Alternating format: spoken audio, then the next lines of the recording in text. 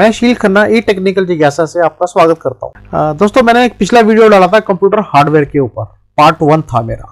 मैंने उसमें computer hardware start किया था। अब मैं उसका सेकंड पार्ट बना रहा हूं। हार्डवेयर के अंदर जो हमारा सेकंड पार्ट है वो है कैबिनेट और पावर सप्लाई। तो जब भी आप कोई भी नया कंप्यूटर बनाएंगे तो उसमें कैबिनेट और पावर सप्लाई का मेन रोल होता है। तो चलिए हम देखते हैं कि हम किस तरह से अपने कंप्यूटर के लिए कैबिनेट को चूज करेंगे। तो अब अपना ये वीडियो स्टार्ट करते हैं।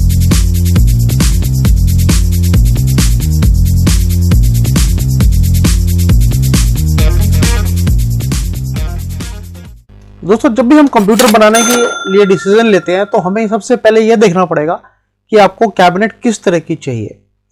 कैबिनेट डिजाइन वाली होनी चाहिए, स्टाइलिश होनी चाहिए, वो तो ठीक है, लेकिन उसकी जो टेक्निकल है कि आपका मदरबोर्ड का साइज क्या है, वो मदरबोर्ड जो आप परचेज कर रहे हैं वो उस कैबिनेट में फिट होगा या नहीं होगा, ये आपको चेक करना पड़ेगा।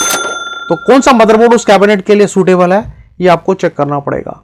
और दोस्तों, जो कैबिनेट है वो कई तरह की आती है और उसको हमें मदरबोर्ड के जो फैक्टर्स होते हैं, मदरबोर्ड फैक्टर का मतलब कि मदरबोर्ड का जो साइज होता है उसके हिसाब से आपको कैबिनेट चूज करनी पड़ेगी। आपने ज्यादातर देखा होगा कि जो कंप्यूटर कैबिनेट होती है वो एक टावर शेप में होती है, टावर जैसी लगती है वो, और वो डिपेंड करता है कि उस पे आपको उस कंप्यूटर को बनाने के लिए आपको कितनी ड्राइव के लिए अंदर स्पेस चाहिए, उसके ऊपर वो उसकी हाइट पे डिपेंड करता है। और उसके बाद जो कैबिनेट होती है उसको फिर हम डिवाइड करते हैं मिनी साइज, मिड साइज और फुल साइज टावर के ऊपर। वो आपके मदरबोर्ड की रिक्वायरमेंट के हिसाब से आप साइज का डिसीजन लेंगे। और कोई भी कैबिनेट खरीदने से पहले आपको ये डिसाइड करना पड़ेगा कि आपको उसके अंदर कितने स्लॉट्स चाहिए, कितनी डिवाइस उस पर फिट करनी है, कितनी हार्ड डिस्क उसके अंदर लगानी है। इसलिए उसी के हिसाब से आपको कैबिनेट का चूज करना पड़ेगा। अब दोस्तों, हम कैसे चूज करेंगे कि हमें कौन सी कैबिनेट चाहिए? कंप्यूटर खरीदने से पहले हमें यह डिसाइड करना पड़ेगा हमें किस तरह की कैबिनेट चाहिए। तो दोस्तों, जो कैबिनेट होती है इसका कोई भी डायरेक्ट रोल नहीं होता उसकी कंप्यूटर की परफॉर्मेंस के लिए। कैबिनेट का जो मेन रोल होता है कि उसके अंदर कितनी ड्राइव्स फिट हो सकती हैं इजीली, और उसमें जो एयर फ्लो होता है, कंप्यूटर जब चलता है तो वो हीट छोड़ता है। हीट छोड़ने के साथ साथ उसके अंदर स्पेस इतना होना चाहिए कि कंप्यूटर कैबिनेट अंदर इक्विपमेंट्स को ठंडा करे। इसलिए उसका बिग रोल है कि वो कितनी बड़ी कैबिनेट होनी चाहिए जिससे कंप्यूटर के अंदर एयर फ्लो प्रॉपर तरीके से बनता रहे। तो मार्केट में आपको कई तरह की कैबिनेट मिल जाएंगी, स्टाइलिश भी होंगी, डिजाइनर भी होंगी, हर तरह की होंगी, लेकिन आपको अपने मदरबोर्ड के हिसाब से उसका डिसीजन लेना है कि आपको कौन सी कैबिनेट लेनी है। तो उसकी जो कंपैटिबिलिटी है केस की कैबिनेट की वो देखनी पड़ेगी आपको, और उसका जो फॉर्म फैक्टर है मदरबोर्ड के साथ वो भी आपको चेक करना पड़ेगा। अब दोस्तों, जो कैबिनेट आप लेंगे खरीदने से पहले आपको ये चूज करना पड़ेगा कि आपको कौन सी कैबिनेट परचेस करनी है। तो इसके लिए जो सबसे बड़ा है वो होता है फॉर्म फैक्टर। अब जो हमारे पास कैबिनेट आती है, जो मेन 4 कैबिनेट होती है वो होती है हमारी फुल टावर, लार्ज कैबिनेट होती है ये, मिड टावर मीडियम टाइप की होती है, माइक्रो ATX स्मॉल होती है, फिर मिनी ITX स्मॉल होती है। अब दोस्तों, इसमें आपको ये देखना पड़ेगा कि जो आप कैबिनेट परचेस कर रहे हैं उसका मदरबोर्ड फॉर्म फैक्टर क्या है। अब मदरबोर्ड के भी आप पिक्चर में जैसे देख रहे हैं 4 तरह के मदरबोर्ड आते हैं। एक होता है EATX, एक्सटेंडेड ATX मदरबोर्ड, जिसकी जो लेंथ और विड्थ होती है 12 × 9.6 इंच। फिर आती है स्टैंडर्ड ATX, वो भी 12 × 9.6 इंच के बराबर होती है। फिर आती है माइक्रो ATX, ये 9.5 और 9.6 इंच के करीब होती है। फिर आती है मिनी ITX, इसकी जो लेंथ विड्थ होती है वो 11 इंच बाय 8 इंच की होती है। तो दोस्तों, ये आप देख रहे हैं, ये हमारे जो मदरबोर्ड आते हैं ये इसकी क्लासिफिकेशन है। इसको मदरस फॉर्म फैक्टर कहते हैं कि आपको कैबिनेट के अंदर किस तरह का मदरबोर्ड ये आपका एडजस्ट हो जाएगा। अब दोस्तों, जो इसका मदरबोर्ड का जो फॉर्म फैक्टर होता है ये मैं आपको दिखाने की कोशिश कर रहा हूं। जैसे एक मदरबोर्ड है और ये आपकी एक कैबिनेट है, कैबिनेट में ये ड्राइव्स लगी हुई है और ये पावर सप्लाई है। अब इसके अंदर आप किस तरह से सेटिंग करेंगे मदरबोर्ड की। अब ये आप देख रहे हैं कि जैसे ये मदरबोर्ड है ये पूरा आपका इसके अंदर सेट हो गया, और इसी के हिसाब से आपको टावर परचेस करनी पड़ेगी। दोस्तों, इंटेल ने 1995 के अंदर ATX, जिसको हम एडवांस टेक्नोलॉजी एक्सटेंडेड बोलते हैं, उसका मदरबोर्ड डेवलप किया था। ये जो मदरबोर्ड होता है इसके कई रिवीजन हुए हैं, जो कि 1997 में एक रिवीजन हुआ था, फिर 2000 के अंदर एक रिवीजन हुआ था, फिर 2002 के अंदर एक रिवीजन हुआ था, और उसके बाद लास्ट जो है वो 2004 के अंदर रिवीजन हुआ था। मीन्स उसके मदरबोर्ड को वो रिवाइज करते गए, उसके अंदर जो भी प्रॉब्लम थी उसको वो ठीक करते चले गए। अब जो ATX मदरबोर्ड होता है इसको हम स्टैंडर्ड ATX और फुल ATX भी कहते हैं। अब जो ATX मदरबोर्ड होता है, जैसे कि मैंने आपको पहले बताया था, इसका जो साइज होता है वो 12 इंच में लेंथ होती है और 9.6 इंच उसकी विड्थ होती है। और इस मदरबोर्ड के अंदर जो कॉमन कनेक्टर होते हैं, LPT port, com port, PS2, USB, ये सब मदरबोर्ड के अंदर माउंटेड होते हैं। और जो एक ATX मदरबोर्ड होता है इसके अंदर जो पावर पिन कनेक्टर होते हैं वो 20 to 24 पिन का पावर कनेक्टर लगा होता है। अब दोस्तों हम ये देखते हैं कि इस ATX मदरबोर्ड के क्या एडवांटेजेस थे। इसका दोस्तों जो सबसे बड़ा एडवांटेज ये था कि इसका जो बायोस है, मैं आपको बायोस का भी एक अलग से वीडियो बना के बताऊंगा कि बायोस कंप्यूटर के अंदर क्या होता है, उसका क्या यूज है, उसका एक अलग से वीडियो बना के आपको दूंगा। अब ये जो बायोस प्रोग्राम होता है ये कंप्यूटर के अंदर कॉन्टिन्यूसली चेक करता है कि हमारे प्रोसेसर का टेम्परेचर कितना है, उसका वोल्टेज कितना है और कूलिंग जो फैन है उसका RPM कितना है।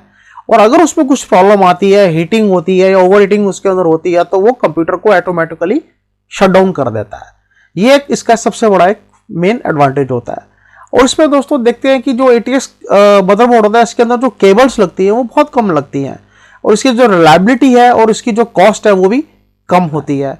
और इसमें जो एक्सपेंशन स्लॉट्स होते हैं इसके अंदर वो भी काफी बड़े होते हैं और इसके अंदर जो मेमोरी जो होती है वो भी हम अपग्रेड कर सकते हैं। तो ये इसके एडवांटेजेस है जो कि हमारा ATX मदरबोर्ड होता है। अब दोस्तों अगर हम ATX मदरबोर्ड का बारे में देखें तो इसका जो मदरबोर्ड का साइज है वो 12 बाय 9.6 इंच होता है। ये जो पूरी इसकी लेंथ और विड्थ होती है। और इस मदरबोर्ड के अंदर जो पावर कनेक्टर है वो 20 to 24 पिन का है। ये आप देख रहे हैं, ये पावर कनेक्टर लगा हुआ है, ये वाला, ये 20 to 24 पिन का है। और इसमें जो लार्ज एक्सपेंशन स्लॉट्स होते हैं ये आप देख रहे हैं, ये लार्ज एक्सपेंशन स्लॉट्स है। अब दोस्तों इसके बाद जो हमारा मदरबोर्ड आता है वो आता है माइक्रो ATX। अब माइक्रो ATX क्या हुआ, ये थोड़ा सा साइज में छोटा हो गया। इसकी जो विड्थ होती है वो हमारी 9.6 इंटू 9.6 इंच होती है। ये स्क्वायर शेप के अंदर होता है ये। अब दोस्तों जो माइक्रो ATX मदरबोर्ड होता है इसमें जो पावर कनेक्टर होते हैं वो 24 पिन के होते हैं, जैसे कि आप यहाँ पे देख रहे हैं। और इसके अंदर जो स्लॉट्स होते हैं, एक्सपेंशन स्लॉट्स, वो सिर्फ 3 ही मिलेंगे आपको। और इसका जो डिजाइन होता है वो कंप्यूटर कैबिनेट, मतलब स्मॉल साइज होता है, स्मॉल साइज की कैबिनेट इसके अंदर यूज करते हैं हम। इसके बाद दोस्तों आता है मिनी ITX। अब मिनी ITX जो है ये 2001 के अंदर डेवलप हुआ था, वाया टेक्नोलॉजी ने इसको डेवलप किया था। और ये साइज में काफी छोटा होता है। इसकी जो लेंथ और विड्थ है वो 6.7 बाय 6.7 इंच होती है। और इसके साइज की वजह से इसमें जो पावर कंजम्पशन है वो इसकी कम होती है। अब इसके अंदर जो पावर कनेक्टर होते हैं, जो इसको पावर सप्लाई होती है वो 24 पिन की होती है, जैसा कि आप यहाँ इस पे देख रहे हैं। और इसके अंदर जो मेमोरी स्लॉट्स होते हैं, ये जो मेमोरी स्लॉट जिसमें हम रैम लगाते हैं वो इसमें सिर्फ 2 स्लॉट्स होते हैं। और इसमें जो एक्सपेंशन स्लॉट है सिर्फ एक ही मिलता है, जैसे कि आपने पिछले मदरबोर्ड में देखा था उसमें 3 थे और इसके अंदर सिर्फ एक ही स्लॉट मिलता है। इसके बाद तो दोस्तों जो फॉर्म फैक्टर के हिसाब से जो हम देखते हैं कि जैसे हमारा ये ATX है, इस पे इसका जो कैबिनेट का साइज है ये बड़ा होता है और मदरबोर्ड हमारा बड़ा होता है। उसके बाद माइक्रो ATX है, इसमें उसी कैबिनेट के अंदर ये एडजस्ट हो जाएगा, लेकिन मदरबोर्ड का जो साइज है वो इस पे छोटा हो जाएगा। और इसी तरह से अगर हम मिनी ITX में देखते हैं तो उसमें मदरबोर्ड का साइज और भी छोटा हो जाता है। तो इन सब मदरबोर्ड फॉर्म फैक्टर को देख के ही आपको कैबिनेट परचेस करनी पड़ेगी। इसके बाद दोस्तों अब हम देखते हैं कि हमारी पावर सप्लाई का क्या रोल है इसके अंदर। दोस्तों ये जो पावर सप्लाई होती है ये भी कैबिनेट के अंदर लगी होती है। और जो पावर सप्लाई होती है इसको हम पावर सप्लाई यूनिट बोलते हैं, PSU भी बोल देते हैं, SCMPS भी बोल देते हैं। तो दोस्तों इसका मेन जो पावर सप्लाई होती है इसके अंदर जो हम इनपुट देते हैं वो तो हम देते हैं 220 और 230 वोल्ट इंडिया के अंदर। और अगर किसी बाहर की कंट्री में देखेंगे तो उसका जो इनपुट है वो 110 से 115 वोल्ट AC होता है। लेकिन जो इसमें से आउटपुट निकलती है वो DC वोल्टेज निकलती है। और DC वोल्टेज जो है वो डिफरेंट कनेक्टर होते हैं इसके अंदर, और उस कनेक्टर के हिसाब से अलग अलग कनेक्टर पे जितनी जितनी वोल्टेज मदरबोर्ड में रिक्वायरमेंट होती है पार्ट्स के लिए, उतनी ही मदरबोर्ड की सप्लाई के लिए ये पावर सप्लाई उसको DC वोल्ट जनरेट करके देता है। अब दोस्तों जो हमारी पावर सप्लाई यूनिट होती है इसमें अब अगर आप केबल्स देखेंगे तो इसमें जो सबसे पहले हम देखते हैं पावर केबल्स होती हैं।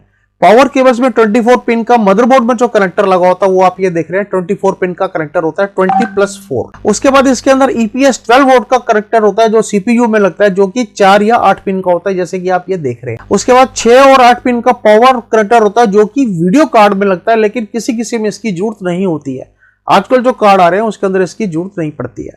फिर एक SATA पावर होता है, स्टोरेज डिवाइस में लगता है, ये जैसे आप देख रहे हैं ये SATA कनेक्टर होता है जो कि स्टोरेज डिवाइस के अंदर लगता है और ये हार्ड डिस्क को पावर सप्लाई देता है। फिर कुछ मोलेक्स पावर एसेसरीज होती हैं, जैसे ये आप मोलेक्स का देख रहे हैं, ये नॉर्मल पावर कनेक्टर होता है जो कि मदरबोर्ड के अंदर इसको लगाया जाता है। उसके बाद CPU, फैन और केस पावर के लिए भी सब ये कनेक्टर यूज में आते हैं। उसके बाद दोस्तों डेटा केबल्स होती है, इसके अंदर जैसे हम हार्ड डिस्क को जोड़ते हैं कंप्यूटर से, वो उसको हम SATA केबल बोलते हैं, जो कि ये SATA केबल इसके अंदर लगाई जाती है मदरबोर्ड के अंदर। फिर USB को कनेक्ट करने के लिए भी उसके अंदर लगाई जाती है केबल, और ऐसे ही ऑडियो पोर्ट के अंदर भी हम ऑडियो कनेक्ट करने के लिए उसके अंदर हम केबल लगाते हैं। और दोस्तों इसके बाद जो होता है सिग्नल केबल होती है, जैसे कि जो हम पावर स्विच होता है जिसके हम स्विच से ऑन ऑफ करते हैं, उसके लिए भी एक केबल लगाई जाती है। और ऐसे ही जो कंप्यूटर को रीसेट करते हैं उसके लिए भी एक केबल लगाई जाती है। और कंप्यूटर में सामने जो आपको LED डिस्प्ले करती है, हार्ड डिस्क की LED, पावर LED, उसके लिए भी एक केबल लगाई जाती है। और हार्ड ड्राइव की जो वर्किंग होती है उसके लिए एक LED लगाई जाती है कि जब हार्ड ड्राइव रीड राइट करती है तो LED से आपको पता चलता है कि ये हमारी हार्ड डिस्क वर्किंग में है। इसके बाद दोस्तों जो हमारे कनेक्टर होते हैं जो कि पावर सप्लाई से आ रहे हैं, उसको हमें मदरबोर्ड में कहां कहां पे जोड़ना है, कैसे जोड़ना है, ये हम देखते हैं। कि जैसे इसके अंदर जो 24 पिन का कनेक्टर होता है पावर सप्लाई जो कि मदरबोर्ड में लगता है वो 24 पिन का होता है। उसके बाद 8 पिन का जो CPU में मदरबोर्ड में जो कनेक्टर जाता है वो पावर सप्लाई से आता है, और किसी किसी मदरबोर्ड के अंदर ये 4 पिन का भी होता है। उसके बाद जो हार्ड डिस्क होती है, हार्ड डिस्क के जो कनेक्टर होते हैं हार्ड ड्राइव के लिए, SSD के लिए, DVD के लिए, वो भी SATA डेटा केबल्स भी इसके अंदर लगाई जाती है। इसी तरह से USB कनेक्टर जो है वो भी इसके अंदर लगाए जाते हैं। और दोस्तों इसके अंदर जो ऑडियो पोर्शन होता है उसकी भी केबल उसके अंदर अटैच करी जाती है। और उसके अलावा जो पावर केबल है, रीसेट स्विच है, पावर स्विच है, LED इंडिकेटर्स है, उन सब की भी केबल इसमें लगाई जाती है। तो दोस्तों मैं आपको इसी के अंदर एक छोटा सा वीडियो बताता हूं कि आप इन केबल को कैसे अपने मदरबोर्ड के अंदर लगा पाएंगे। दोस्तों मैंने ये छोटा सा एक सेटअप लगाया है मदरबोर्ड का, और इसके कनेक्टर लगाने के लिए और हार्ड डिस्क और पावर सप्लाई से कैसे कनेक्ट करेंगे। तो चलिए मैं आपको दिखाता हूँ कि कैसे पावर सप्लाई से कनेक्टर जो है वो मदरबोर्ड में कनेक्ट होते हैं। तो सबसे पहले हम देखते हैं दोस्तों, ये आप देख रहे हैं ये हमारा एक कनेक्टर है जो कि 4 पिन का है, ये वाला कनेक्टर, ये जो आप देख रहे हैं। इसके बाद दोस्तों ये हमारा मदरबोर्ड की सप्लाई का 24 पिन का कनेक्टर है, ये आप देख रहे हैं, ये लगा हुआ है, ये आप देखिए, ये वाला ये जो है ये 24 पिन का कनेक्टर है जो कि मदरबोर्ड को पावर सप्लाई कर देता है ये। और इसके बाद आप देखेंगे ये SATA का कनेक्टर है, ये जो हार्ड डिस्क का कनेक्शन आ रहा है SATA का, और ये जो पावर सप्लाई है इससे एक कनेक्शन हमारा हार्ड डिस्क की सप्लाई में जा रहा है, ये वाला जो आप देख रहे हैं, ये वाला ये पावर सप्लाई का है। और ये जो SATA का कनेक्शन है ये हमारा मदरबोर्ड के अंदर यहाँ पे आ रहा है। तो मदरबोर्ड में ये 3 और कनेक्टर भी एक स्पेयर दे रखे हैं, ये भी SATA के ही हैं। इसमें आप हार्ड डिस्क भी कनेक्ट कर सकते हैं और CD ड्राइव भी कनेक्ट कर सकते हैं। तो दोस्तों मैंने आपको ये दिखाया कि किस तरह से जो मदरबोर्ड के अंदर जो पावर सप्लाई से कनेक्टर लगते हैं वो हम किस तरह से इसके अंदर इंस्टॉल कर सकते हैं। दोस्तों अगर आपको मेरा ये वीडियो अच्छा लगा इसको लाइक और शेयर करिएगा। Thanks for watching.